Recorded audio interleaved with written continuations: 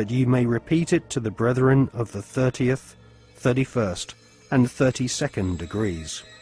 The Masonic religion should be the Luciferian doctrine. Lucifer is God. The true and pure philosophical religion is the belief in Lucifer. So, Yarbulon is really an alternative name for the devil.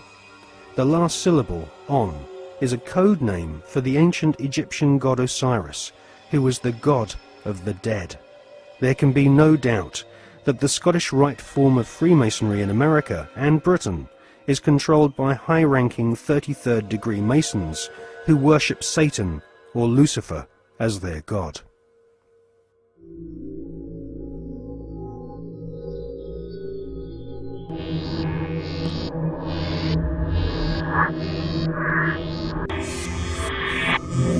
We're talking about occultic forces. We're talking about the five-pointed pentagram, which was used by satanic worshippers for thousands of years. If you take the 5 points off of a five-pointed star or a pentagram, you have left in the middle a pentagon. The pentagon is directed toward the North Star because, according to the ancient Babylonians, that's where you gathered power from the gods of the North in war.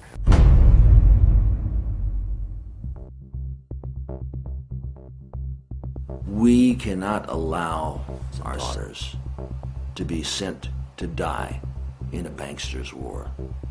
For oil, for heroin, for cocaine, for gold, or for control. Sun Tzu, the great strategist of war, said that all confrontations are won before the battle begins. There has never been a battle that has been won defensively. But we must prepare by becoming self-sufficient. We must prepare to do that which has not been done before. Once identifying the enemy, they have to be routed out.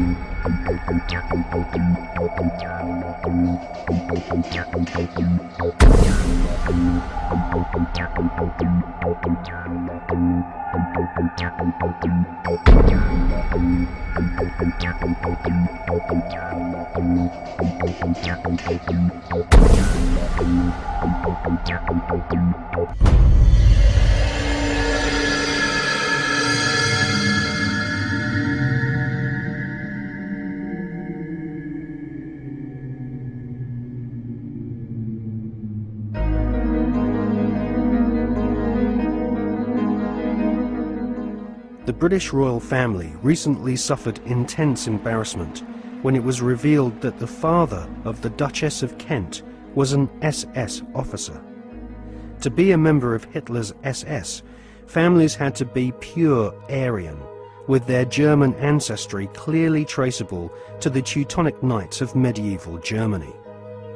Like most of the British royal family, the Duchess of Kent is descended from German blood. Her German ancestors have throughout history been members of the Illuminati secret society network. The British royal family's name is not Windsor. Their real family name is actually Saxe-Coburg-Gotha. In his book, The Forgotten Monarchy of Scotland, His Royal Highness Prince Michael of Albany publishes ancient heraldic documents which expose the true lineage of the British royals. Ancient heraldic documents suggest that the British royal family's lineage comes from ancient Hebrew or Jewish tribes of the Old Testament. During the reign of Queen Elizabeth I, she referred to England as Israel or Jerusalem. According to the Masonic reference works that you can get in any library, the, the Freemasonic orders of Europe said that there was a little ideologue, a little spiritual entity that gave the knowledge to what the Masons call our hidden masters. That's what Freemasonry refers to those who lead world Freemasonry. They don't know who they are. No Freemason knows who the actual leaders of the world organization are. They call them our hidden masters. Well, according to the reference works, there is a little spiritual entity that guides the world Freemasonry, and they call him Yoda. And in the reference works, you'll see this little creature with the pointed ears, and he's called Yoda. Yoda goes back to Judah, or Judah, which goes back into British Israel World Freemasonry, going back to the time of the founding of England, and that's why they're today called British. The British, it's a very big difference between being English and British. Brit is Hebrew for contract or a covenant, and Ish means man in Hebrew.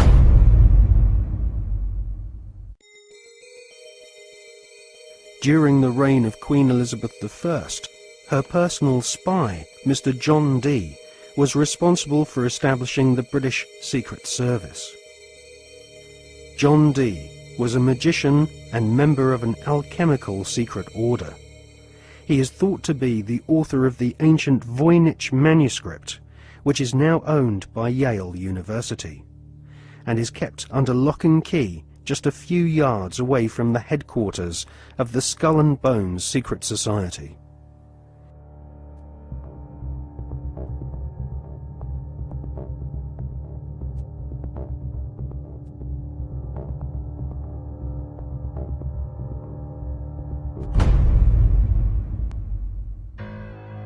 The Duchess of Kent might be ashamed of her father having been a member of the SS, but she might equally be keen to play down the fact that her husband, the Duke of Kent, is Britain's most senior royal Freemason. The Duke and Duchess of Kent live at Kensington Palace, which is home to the Royal Alpha Masonic Lodge. The Royal Alpha Lodge was established by the Duke of Sussex after he became Grand Master of United Grand Lodge in 1813. One of its most eminent members was the physician-in-ordinary to Queen Victoria, Sir William Gull, who Stephen Knight claims was responsible, along with several other eminent Freemasons, for the Jack the Ripper murders in Victorian London. Suitably, members of the Royal Alpha Lodge at Kensington Palace are called Princes of the Blood Royal.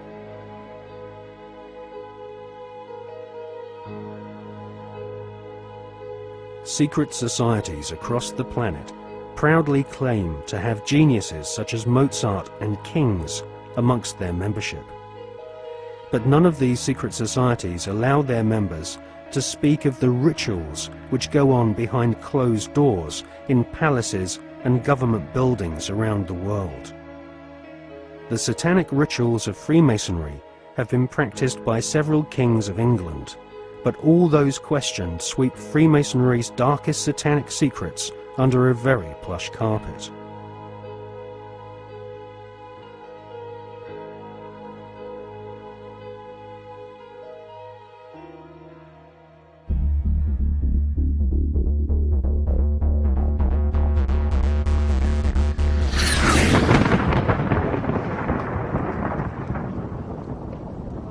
Hawati en tawi, tem jefa kau, ta pen em awef, mu f, ta f, sem f, menemenet f nebet, hayet nebet, henenet nebet, jedefuet f, awet f, haset, semawu em sanut.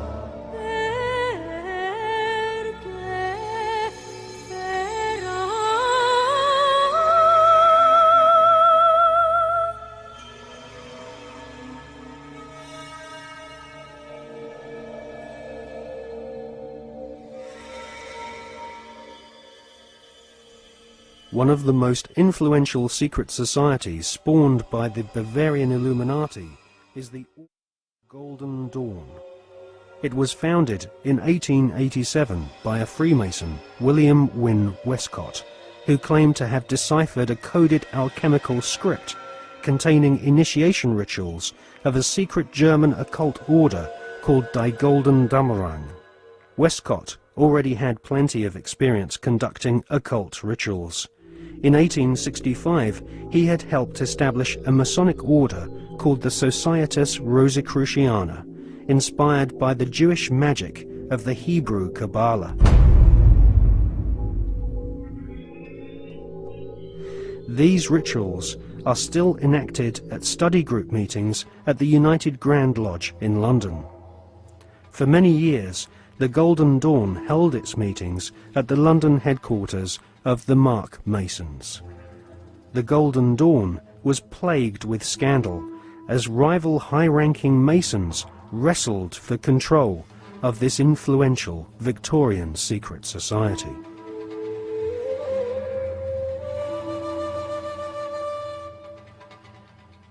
In 1891, Westcott lost control of the Golden Dawn to another high-ranking Freemason magician called MacGregor Mathers.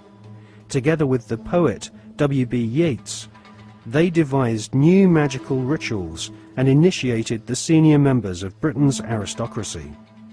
In 1903, control of the Golden Dawn was yet again seized by another Freemason called A.E. Waite. The rituals of the Golden Dawn were similar to ancient witchcraft. At the Old Bailey in 1901, two Golden Dawn associates, Mr. and Mrs. Horos, were tried for rape. They had used the Golden Dawn initiation ceremony to beguile their teenage victims. The Golden Dawn was nothing more than Freemasonry with added semi-satanic and sexual mysteries. The Golden Dawn still survives to this day. In 1987, a conference was held in London to commemorate the centenary of the Golden Dawn's conception. The conference was organised by the Hermetic Research Trust, whose trustees include the Marquis of Northampton, who is a prominent Royal Arch Freemason. Satanists do not take part in certain rituals with certain sounds in certain places and certain colours and certain, verbal statements. They don't do it because, oh, that'd be nice, let's say that, and then shall we have a bit of red, or what do you think? No. It's done because everything in this reality is vibration. Consciousness in this reality is vibration. Everything is a vibrational field. This is how astrology works. When we're born, where the planets are, they're sending out vibrational projections that are affecting the vibrational field that we are born into, and that's why we are affected differently at different times of the year. Therefore, they understand this, and they're manipulating these vibrational fields all the time to manipulate us. And so these rituals, just a pageant. It's like the Freemasonic rituals. You know, you talk to Freemasons, the vast majority of Freemasons not trying to manipulate anyone, not on a mass scale anyway. And they'll say, so what about these rituals? Like, oh, I don't know. To do silly things, roll your trouser leg up and bare your bloody breast. I don't know, it's some ancient bloody tradition. I don't know what it's all about. Anyway, they do a nice dinner, so you only have to do it once. They don't realise that these initiation rituals are actually set up to affect the participants in a certain way that allows these other dimensional entities, which folklore have talked about for thousands of years all over the bloody planet, this theme of possession by demons. These are entities that exist just outside the frequency range of the five senses. Because, again, because of the suppression of basic knowledge of who we are and the nature of life, we become child's play to manipulate. For instance, people look through their eyes and they think they're seeing everything in the space they're looking at. No, they're seeing a fraction of it. They're seeing a tiny frequency range that the five senses can access. Just like if you tune to Radio 1, you get Radio 1. You don't get radio 2, you get radio 1.